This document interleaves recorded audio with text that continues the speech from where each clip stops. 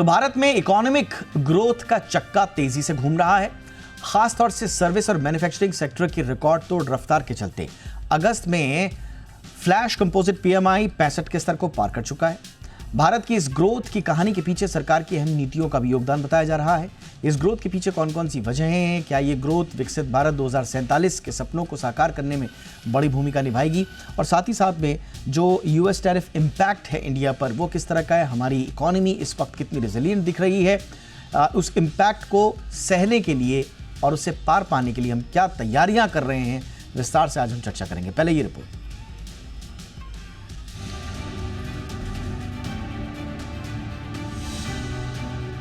सरकार की आर्थिक नीतियों के चलते देश के उद्योग धंधों में विकास की तेज बयार देखने को मिल रही है।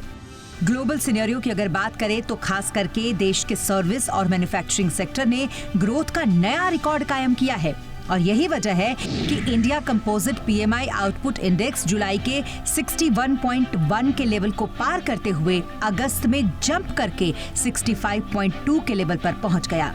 ये आंकड़े देश की इंडस्ट्री की तरक्की की कहानी बयां कर रहे हैं। अब इस ग्रोथ की पूरी कहानी को भी समझते हैं। खास करके सर्विस सेक्टर से जुड़ी भारतीय कंपनियों ने कामयाबी के नए आयाम गढ़े हैं। इनके ग्रोथ में रिकॉर्ड लेवल पर आई तेजी की वजह भी हैं। अगर आंकड़ों की बात करें तो पाएंगे कि सर्विस सेक्टर का फ्लैश पीएमआई अपने ऑल टाइम हाई यानी 65.6 के लेवल को छू गया है। वजह साफ है, बढ़ता निर्यात और घरेलू स्तर पर कारोबारी ऑर्डरों में आई तेजी ने इस सेक्टर को खाद पानी देने का काम किया है। वहीं बात करें विनिर्माण यानी मैन्युफैक्चरिंग सेक्टर की, तो यहाँ भी अच्छी खासी ग्रोथ देखने को मिल रही है। आंकड़ों के मुताबिक HSBC flash India manufacturing PMI अगस्त से बढ़कर 60 के लेवल के बेहद करीब पहुंच गया है, जो जुलाई में 59 से थोड़ा ऊपर था। जनवरी 2008 के बाद से ये अब तक का सबसे ऊंचा लेवल है, यानी साफ है कि मैन्युफैक्चरिंग सेक्टर में तेजी से ग्रोथ हो रहा है। ये आंकड़े इसी तरीके से बरकरार रहे तो निश्चित तौर पर विकसित भारत 2047 के सपनों को साकार करने में कोई अड़चन नहीं आएगी, क्योंकि किसी भी देश की आर्थिक रीढ़ की हड्डी सर्विस और मैन्युफैक्चरिंग सेक्टर ही होती है। गौर करने वाली बात यह है कि सर्विस और मैन्युफैक्चरिंग सेक्टर को आखिर ये टॉनिक मिल कहां से रहा है, तो चलिए इसे भी समझते हैं। दरअसल घरेलू और ग्लोबल दोनों लेवल पर मांग में आई बढ़ोतरी ने इन दोनों सेक्टर की दिशा और दशा को नई ऊंचाई दी। बताना जरूरी है कि निर्यात ऑर्डर में साल 2014 के बाद से सबसे तेज वृद्धि दर्ज हुई है, और इसकी वजह रही एशिया, मिडिल ईस्ट, यूरोप और अमेरिका से डिमांड में आई तेजी। ये सर्विस और मैन्युफैक्चरिंग दोनों ही सेक्टर की तरक्की से जुड़े कुछ ऐसे फैक्टर्स हैं जिसके चलते इनकी ग्रोथ का पहिया तेजी से घूमा। फिलहाल तो विकास की बयार में सर्विस और मैन्युफैक्चरिंग सेक्टर की तेज रफ्तार देश की इकोनॉमी को बूस्ट करने का काम कर रही है, और इस तेजी को आगे भी बरकरार रखना होगा। ब्यूरो रिपोर्ट, जी मीडिया।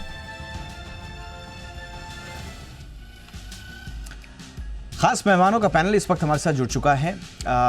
सुनील अलग साहब हमारे साथ हैं, चेयरमैन हैं SK advisers, former MD and CEO Britannia industry के। गुड इवनिंग सर, बहुत बहुत स्वागत है अलग सर आपका हमारे शो पे। हमारे साथ हैं डॉक्टर रूमकी मजूमदार, अर्थशास्त्री, डायरेक्टर डेलोइट इंडिया। बहुत बहुत स्वागत है मजूमदार मैम आपका भी हमारे शो पे।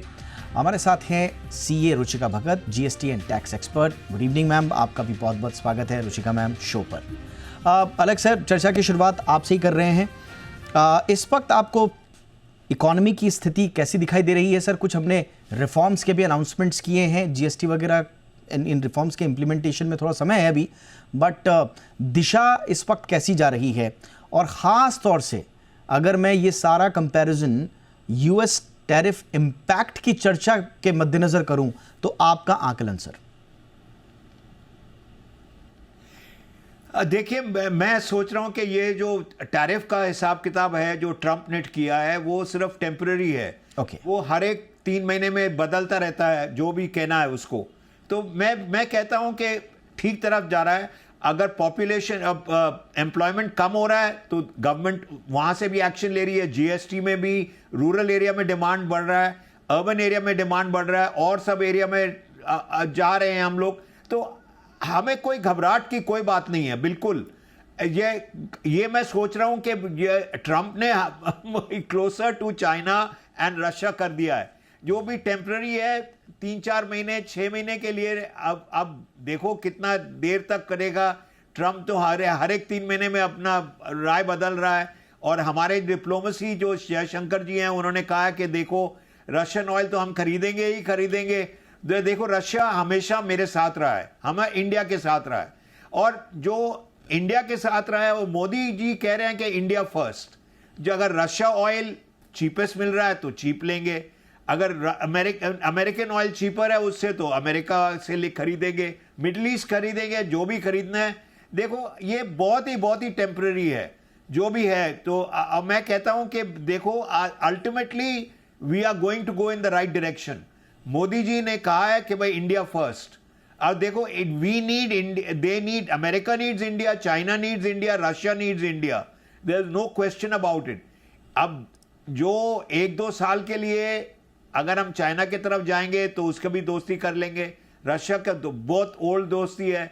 America plays hot plays cold, हमेशा मेरे साथ रहा है, हमेशा नहीं रहा है ना साथ में, पाकिस्तान के सपोर्ट में आया है या इसके सपोर्ट में आया है।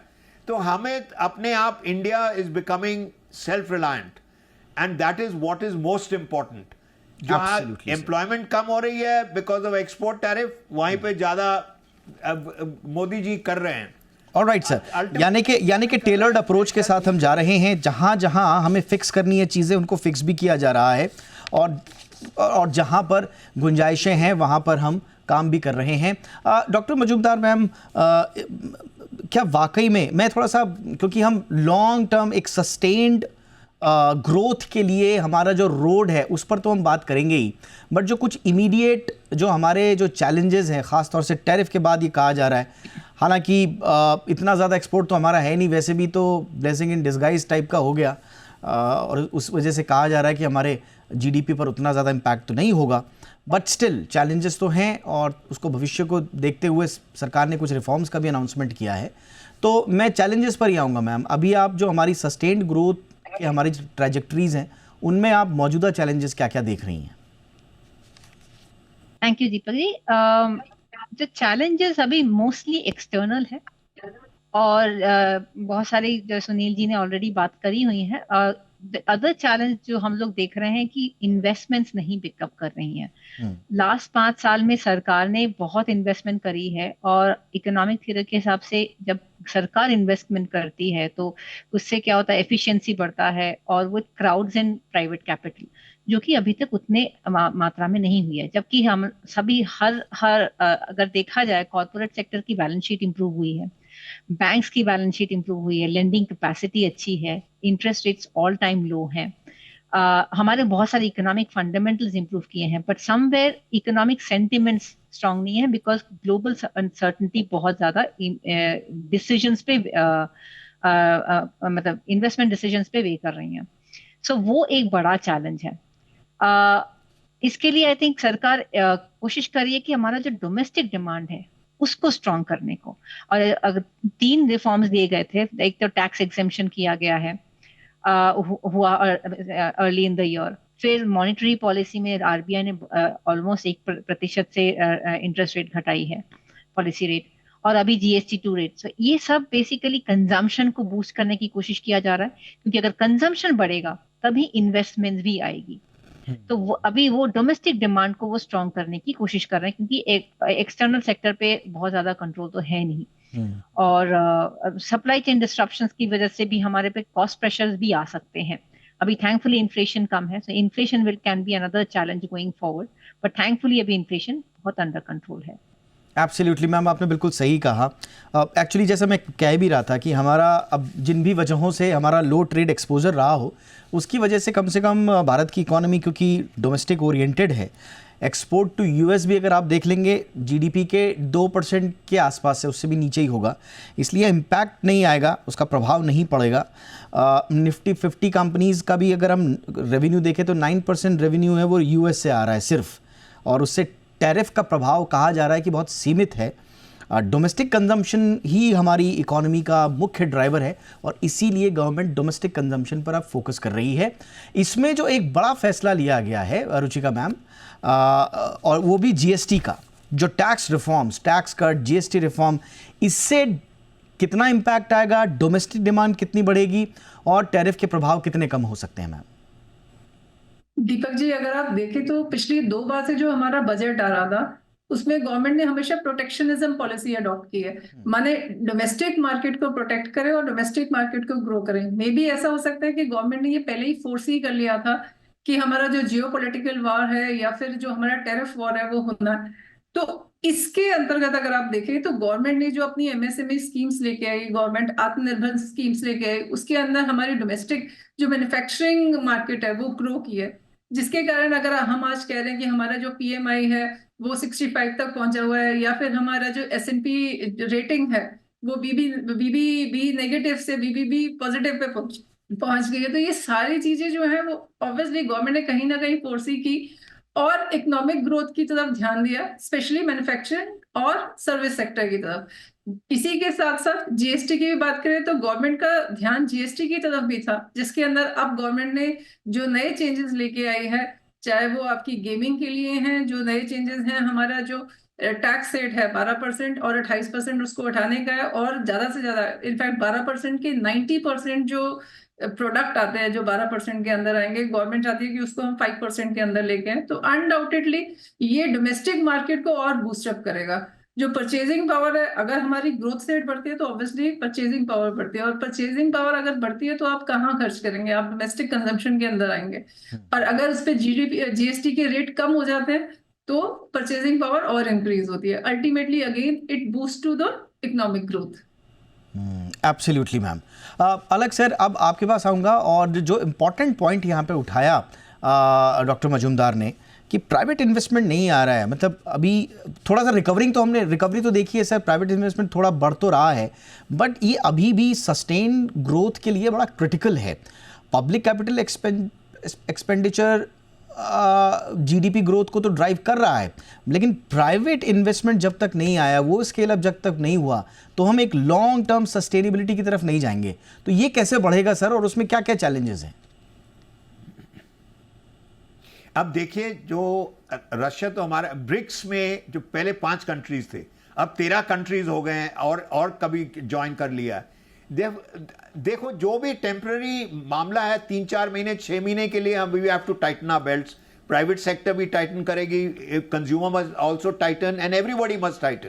कि ये टाइटन आवर बेल्ट्स का हिसाब किताब है, लेकिन टेम्पररी है। जो मैं शुरुआत से कह रहा हूं कि देखिए, प्रेशर तो इंडिया के ऊपर अमेरिका ने डाला है, रशिया और चाइना के ऊपर, चाइना एंड रशिया के ऊपर उन्होंने इंडिया चूज किया है कि अगर प्रेशर इंडिया पे आएगा तो फिर चाइना और रशिया पे ऑटोमेटिकली आ जाएगा। लेकिन ये ट्रंप का हिसाब किताब नहीं चलेगा, क्योंकि हम जो मोदी जी जो हैं, जो हमारे प्राइम मिनिस्टर हैं, उन्होंने सोच लिया है कि देखो, इंडिया फर्स्ट। अब हम ऑयल तो सारे कंट्री से लेंगे, ऐसा नहीं है कि रशिया से सिर्फ लेंगे और मिडल ईस्ट से नहीं लेंगे और अमेरिका से नहीं, जो भी दाम कम करेगा हमारे लिए वही ठीक रहेगा। अब चाइना के साथ अगर अब 1-2 साल के लिए फ्रेंडशिप हो जाए, they can not be in Jio politics, nobody is anybody's friend. कोई भी अब किसी का दोस्त नहीं है, क्यों चीना भी है, चाइना भी है, तो 1-2 साल के लिए है। और इंडिया भी सोच समझ के करती है, लेकिन India is an investment point. China के लिए, रशिया के लिए, अमेरिका के लिए, तीनों आएंगे, जरूर आएंगे, क्योंकि हमारे पॉइंट पे China is, we opened up the visa, we opened up flights, we've opened up investments, because China needs us, Russia needs us, America needs us. Therefore, we don't have anything to worry about as far as investment is concerned. 3-4 महीने कम हुआ है, 4 महीने कम हुआ है, उसके बाद शुरुआत होगी। तो Levers will continue investing, Cadbury's will continue investing, Nestle will continue investing. तो इंडियन में तो demand is always going to be pushing everybody towards India. Absolutely sir. इसमें एक जो इम्पॉर्टेंट बात ये है कि हम जो रिफॉर्म्स लेकर आ रहे हैं, डॉक्टर मजूमदार, हमने जो रिफॉर्म लेकर आ रहे हैं, और जैसा सर ने भी बताया कि हमारी कम से कम दिशा सही है, इसका इम्पैक्ट लॉन्ग टर्म में कितना होगा? आई मीन, अगर हम अभी डोमेस्टिक कंजम्पशन देखें, और गवर्नमेंट ने जो अभी जीएसटी पे रिफॉर्म की बात कही है, अभी वो कब इम्प्लीमेंट होगा उसको देखना ज़रूरी होगा, बट कंजम्पशन टैक्स अगर कम होता भी है तो फिस्कल ईयर 2027 तक जीडीपी ग्रोथ में 0.35 टू 0.45%। मैं थोड़ा इससे और मान के चलूँ तो आधा % के आसपास का वृद्धि बताई जा रही है। लेकिन अगर आप टैरिफ की वजह से प्रेशर देखें तो वो 1 से 2% का है। तो अभी भी हमें कुछ और मोर्चे खोलने होंगे अगर हमें उस मोर्चे पर लड़ाई लड़नी है और थोड़ा सा ग्रोथ को आगे ले जाना है मैम। और आपने जैसा बताया प्राइवेट इन्वेस्टमेंट अभी उतना एनकरेजिंग नहीं है, तो हमें और क्या क्या करना होगा आगे की हेडविंड्स को देखते हुए, डॉक्टर मजूमदार? एक चीज तो फोकस करनी पड़ेगी कि एम्प्लॉयमेंट क्रिएशन बहुत करना पड़ेगा देश में, क्योंकि हमारी जो टेक्नोलॉजी हो रही है, टेक्नोलॉजी की वजह से जो एआई जेन एआई की वजह से जो नौकरी के जो लैंडस्केप चेंज हो रहा है, उसकी वजह से हम लोगों को कोशिश करनी पड़ेगी कि हमारा जो वर्क फोर्स है is more AI enabled and AI skilled enabled. Thankfully India इस मामले में काफी आगे है। It has the highest AI adopted labor force in the world. So उस हिसाब से India is actually very in an advantage position. So employment creation जैसी ही होगी, उससे क्या होगा कि लोगों में वो wealth power होगी, the purchasing power ज्यादा बढ़ेगी। उसकी वजह से one consumption will middle class, the income that will improve. The second aspect जो देखना चाहिए कि how can we increase investments from abroad? क्योंकि व्हाट हैज हैपेंड की अनसर्टेनिटी की वजह से फॉरेन डायरेक्ट इन्वेस्टमेंट्स बहुत घट गई है। और अगर इंफ्रास्ट्रक्चर पे इन्वेस्ट करना है, एनर्जी रिन्यूएबल्स पे इन्वेस्ट करना है, वी नीड मनी। उसकी वजह से अगर हमें कोशिश करनी पड़ेगी कि we bring down our improve our ease of doing business.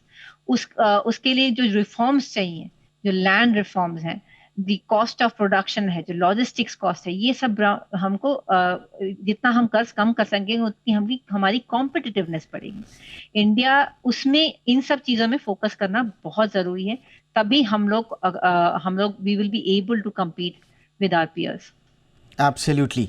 और इसीलिए हमारे पास हमारी जो अपनी शक्तियां हैं उनको आपको पूरी तरह से झोंकना होगा। अच्छा, उन शक्तियों में भी हमारा यूथ सबसे बड़ी शक्ति है हमारी। अब उसको आपको अगर रेडी करना है तो उनको आपको इक्विप भी करना होगा, स्किल डेवलपमेंट पे फोकस बढ़ाना होगा, इनोवेशन फोकस करना पड़ेगा, पॉलिसी इंटरवेंशंस लगातार करने पड़ेंगे, खासतौर से हेल्थ एजुकेशन पर जो पब्लिक एक्सपेंडिचर है उसको आपको बढ़ाना पड़ेगा। लेकिन ये थोड़ा सा दूर की चीज़ें हैं, ये लंबी चीज़ें हैं।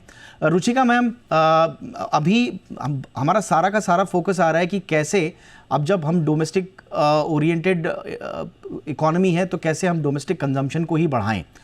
आम आदमी के हाथ में डायरेक्ट पैसा देने या इनडायरेक्टली उसके हाथ में थोड़ा सा जेब में पैसा बढ़ाने के अलावा आपको क्या लग रहा है इस वक्त हमें कहाँ कहाँ और क्या क्या रिफॉर्म करने पड़ेंगे मैम, ताकि कंजम्पशन बढ़े, इकोनॉमी आगे बढ़े?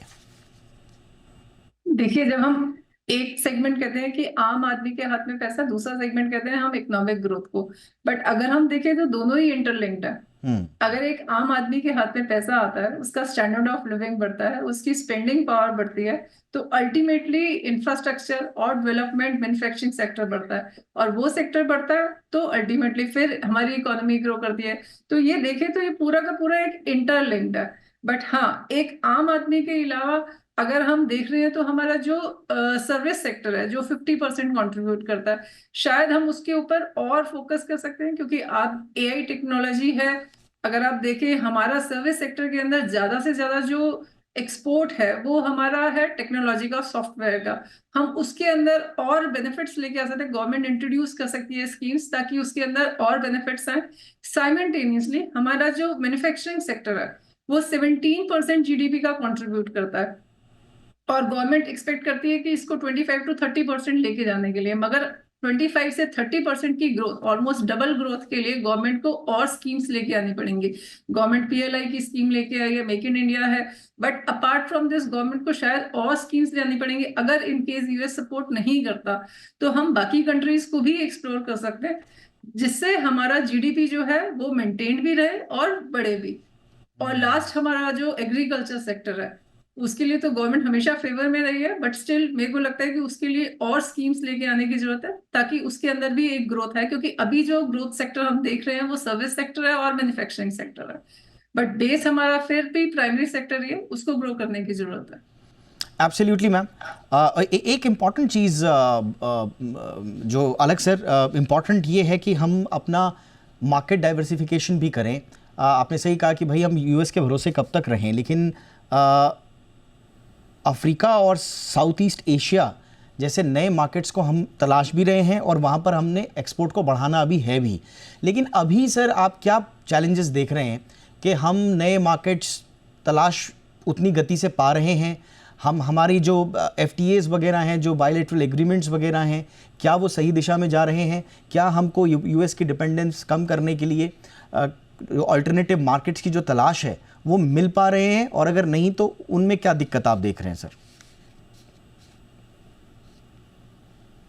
अब देखिए, मेरा जो आपने सवाल किया है मेरे साथ, वो टेम्पररी है। अगर आप प्राइवेट सेक्टर भी और कंज्यूमर भी और एक साथ मिलके एकजुट के एक साथ रहेंगे तो prime minister will always try and do it. फरवरी में बजट आएगी तो जीएसटी का वन स्टेप, डोमेस्टिक कंजम्पशन, चाहे जो चिप कार्ड हो उसके लिए भी प्रोडक्शन इंडिया में होगा, तो आत्मनिर्भर जो भी है तो ऑटोमेटिकली सब कुछ होगा।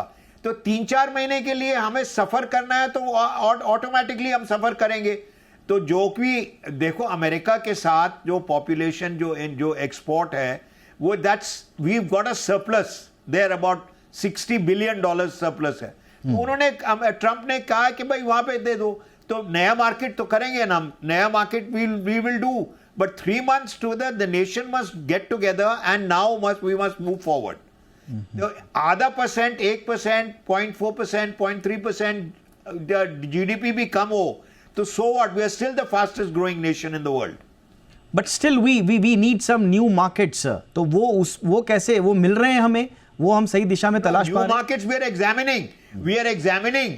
We are looking for new markets right now. It may not come in 2 months or 3 months, but it will come in Europe, it will come in London, it will come in England, it will come in Africa.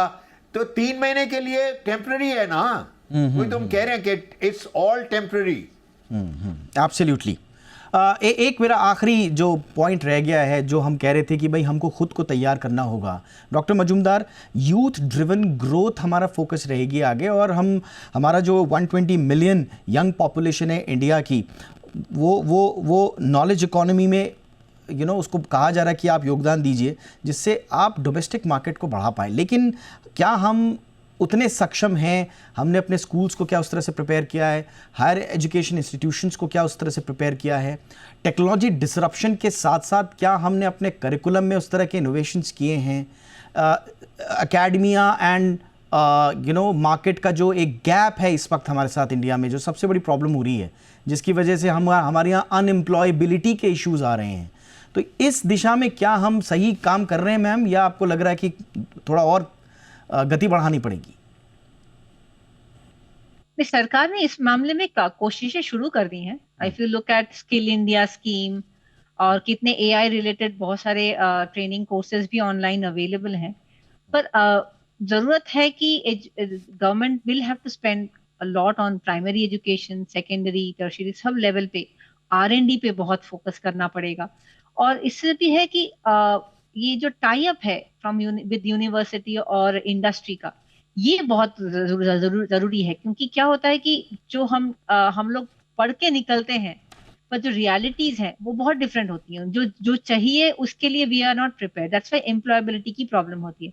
ये industry tie up with the university can actually make a huge difference, क्योंकि वो training graduation से या class 11-12 से ही शुरू हो जाती है कि कैसे आप रियल वर्ल्ड को आप प्रोवाइड कर सकते हैं। ये एक एस्पेक्ट है। और यस, बहुत इन्वेस्टमेंट की जरूरत है, बिकॉज जिस तरह से टेक्नोलॉजी चेंज हो रही है, उसकी वजह से बहुत सारी नौकरियां मतलब ड्रामेटिकली शिफ्ट करेंगी।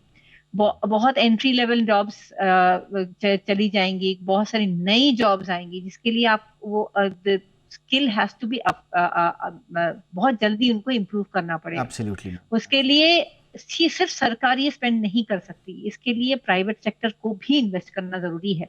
And that's why you see the ELI scheme जो लास्ट ईयर बजट में जो अनाउंस हुआ था, वो that was to give promotion, to promote the private sector की आप भी अपने वर्कफोर्स पे इन्वेस्ट कीजिए, इसमें इन स्किल को इम्प्रूव कीजिए जी, तभी जाके ये काम आगे बढ़ेगा। Absolutely ma'am. बहुत संक्षेप में रुचिका मैम, अब ठीक है, अब एकदम हमको यूएस टैरिफ ने कम से कम एक चीज़ तो दिखाई, आई मीन उसको मैं ट्रम्प साहब की सनक कहता हूँ, तो उन्होंने कम से कम हमें एक चीज़ का मौका दिया और वो ये दिया कि हम अब अपने खुद की अर्थव्यवस्था पर थोड़ा सा पेच जो ढीले हैं उनको कसें। और हमने देखा कि गवर्नमेंट एक के बाद एक रिफॉर्म्स कर रही है और अभी जो ख़ास तौर से ऑनलाइन बेटिंग ऐप्स वाला या ऑनलाइन ऐप्स का जो कानून अभी पास हुआ है, उससे लग रहा है कि सरकार अब यूथ का फोकस भी शिफ्ट नहीं होने देना चाहती है। आप इधर उधर छोड़ो, आप यहाँ वहाँ अपना दिमाग लगा रहे हो, आओ इकोनॉमी में आप बढ़ाओ, उनकी वेल्थ भी सुरक्षित करनी है और सही दिशा में उनको लगाना भी है। बट ये यूथ, हर 5वां युवा जो है दुनिया का वो भारत में है मैम, लेकिन क्या हम इसको नेशन बिल्डिंग में लगा पाने के लिए काम कर रहे हैं या अभी ढीले हैं इसमें? मुझे लगता है कि हम इन प्रोसेस है, क्योंकि हम, अगर आप बजट ही देखें पिछली 2 बार से, बजट हर बार जो है टेक्निकल स्किल्स, स्किल डेवलपमेंट की प्रमोशन के लिए गवर्नमेंट नई नई स्कीम्स लेके आ रही है और नए नए ऑप्शंस दे रही है यूथ को कि आप टेक्निकली डेवलप होइए। शायद इस कदम में एक ये भी है कि इजी गोइंग मनी को चेज नहीं करें, आप मेहनत करें, स्किल डेवलपमेंट करें और स्किल डेवलपमेंट के बाद अर्न करें, जिससे अल्टीमेटली आपकी भी ग्रोथ है और देश की भी ग्रोथ है। तो गवर्नमेंट कर रही है इस पे काम, दो थोड़ा स्लो है, but still government is working on this. Absolutely, बिल्कुल सही आपने कहा। हम लोग इस दिशा में आगे बढ़ चुके हैं, लेकिन अभी रास्ता थोड़ा सा लंबा है। और जैसे मैंने कहा कि दुनिया का हर 5वां युवा जो भारत में है, अगर एक साथ मिलजुल कर भारत के भविष्य के निर्माण में लग जाएं, तो फिर वो दिन दूर नहीं जब हम अपने ड्रीम्स को पूरा कर पाएंगे। 2047 छोड़िए, संभवतः उससे पहले ही हो पाए। लेकिन अगर हमने इनको वो मौका नहीं दिया और वो कारण नहीं दिया जिस कारण से वो नेशन बिल्डिंग में अपना योगदान दें, उनको स्किल अप नहीं किया, उनको एजुकेशन नहीं दी, उनकी हेल्थ ठीक नहीं रखी, तो फिर ट्रैक थोड़ा सा डीरेल ज़रूर होगा। तो आई एम श्योर कि हम सब मिलकर इस मोर्चे पर बढ़िया और बेहतर लड़ाई लड़ेंगे। थैंक यू सो मच आप तीनों का वक्त निकालने के लिए। Ruchika ma'am, thank you so much for your time. Doctor Majumdar, thank you so much ma'am for your time. बहुत बहुत धन्यवाद सुनील अलग सर आपके वक्त के लिए।